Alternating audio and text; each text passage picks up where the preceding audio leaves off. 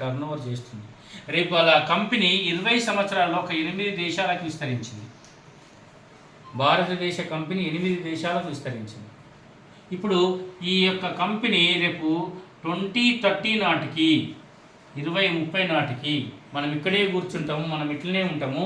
ఇంకొక 6 సంవత్సరాల కంపెనీ మళ్ళీ ఎలక్షన్లు అయిపోయే లోపల ఈ కంపెనీ 25 దేశాలకు విస్తరించబోతుంది. 25 దేశాలు అంటే కంపెనీ దేశాలకు విస్తరిస్తే మనకేంటి లాభం అంటే మీకు తెలుసుకోవచ్చు. షేర్ వాల్యూ, ఈ ఎక్స్చేంజ్, మార్కెట్ వాల్యూ, మన ప్రోడక్ట్ ఎక్కువ సేల్ అవుతుంటే మన టర్నోవర్ ఎక్కువగా పెరుగుతుంది. టర్నోవర్ ఎక్కువగా పెరిగితే అమౌంట్ మనకి ఎక్కువగా వస్తుంది.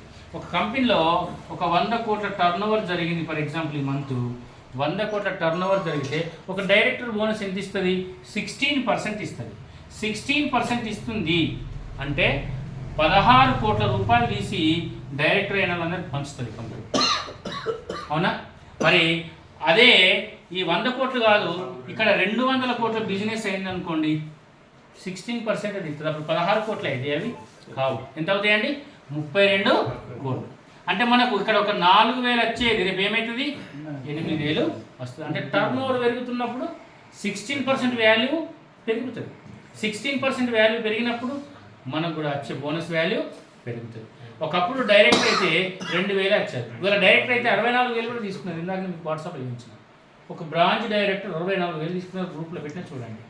64,000 ఒక branch director with ID number, మనిషి నేమ్, పేరు, ఏ రాష్ట్రం వాళ్ళు ఎక్కడ తీసుకున్నారు అనేది కంపెనీ రిలీజ్ చేసింది. మొత్తం వాట్సాప్లో మీకు పెట్టినా చూడండి.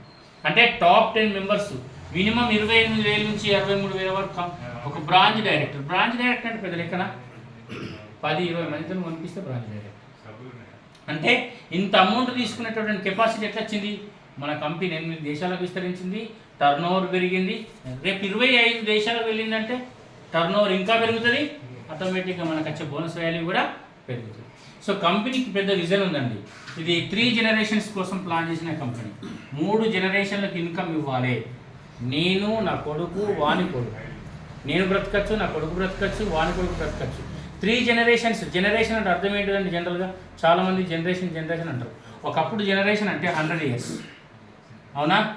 జనరేషన్ అంటే ఏంటిదండి? 100 ఇయర్స్. కానీ ఇప్పుడు జనరేషన్ అంటే ఎంత?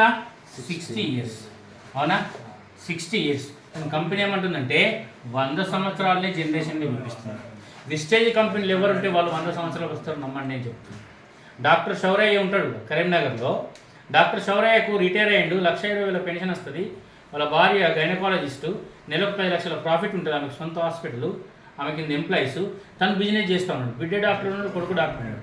వాళ్ళిద్దరు కూడా డాక్టర్. వాళ్ళ ఇంట్లో ఫ్యామిలీ మొత్తం డాక్టర్స్. ఆయన బిజినెస్ చేస్తుంది. ఎందుకంటే తను ఏమంటాడంటే నాకు డబ్బు కాదండి, నాకేం కావాలి? హెల్త్ కావాలి, ఆరోగ్యం కావాలి. నేను 100 సంవత్సరాలు బతకాలి. నా మనమనికి కూడా నేను పెళ్ళి చేయాలి. ఎవరికైనా మనకు కళ ఉంటుందా?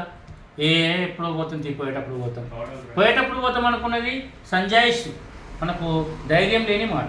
బతకాలి అనుకున్నది ధైర్యం అన్నమాట. అవునా? అంతేనే కదా? కాబట్టి మనం ఖచ్చితంగా 100 ఇయర్స్ బ్రతుకుతాం ఇందులో ఉంటే.